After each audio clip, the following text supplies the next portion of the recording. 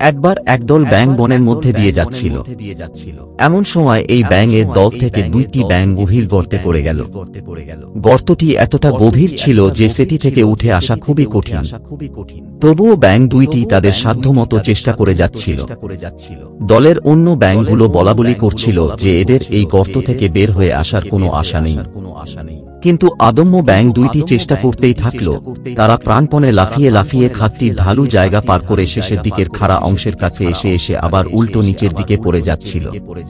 তখন উপরে থাকা বাকি ব্যাঙগুলো চিৎকার করে তাদের বলছিল যে, তোমরা কিছুতেই উপরে উঠতে পারবে না, এটি খুবই বড় গর্ত, এখান থেকে উঠে আসা কোনোভাবেই সম্ভব না। তাদের কথাগুলো এমন ছিল যেন তারা বলতে চাইছে শুধু কষ্ট করে লাভ নেই, আশা ছেড়ে দিয়ে মৃত্যুকে স্বীকার করে নাও, কষ্ট থেকে মুক্তি পাও।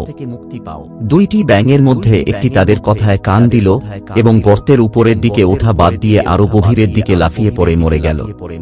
কিন্তু একটি ব্যাঙ আরো উদ্যম নিয়ে লাফাতে লাগলো, আর উপরে থাকা ব্যাঙেরা আরো জোরে চিৎকার করে বলতে লাগলো, এই বৃথা কষ্ট করো না, মৃত্যুকে সহজ করো। কিন্তু ব্যাঙটি অবশেষে উপরে উঠে এলো।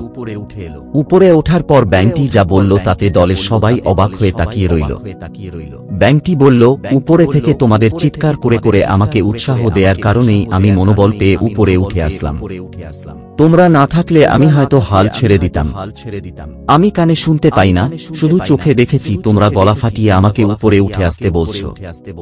এই গল্প থেকে আমরা এই শিক্ষা পাই যে আশেপাশের মানুষের একটু উৎসাহ মানুষকে কঠিন বিপদেও সামনে এগিয়ে যেতে সহায়তা করে, এবং নেতিবাচক কথায় কান না দিয়ে নিজ লক্ষ্যে অবিচল থাকলে সফলতা আসে।